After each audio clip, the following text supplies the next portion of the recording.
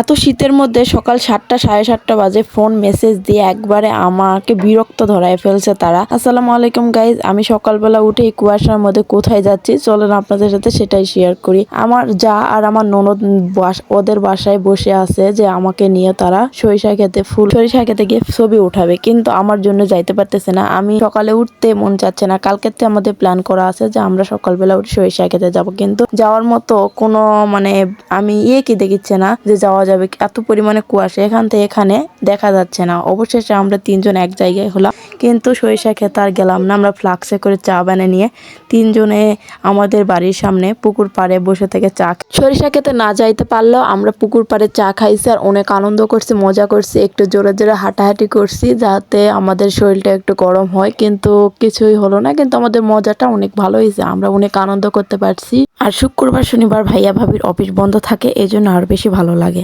এরকম কুয়াশা না থাকতো তাহলে আমরা সরিষা খেতে গিয়ে ছবি উঠাতাম, কিন্তু আজকে আর হবে না। সবাই ভালো থাকবেন। আজকের ভিডিও এই পর্যন্তই, ধন্যবাদ।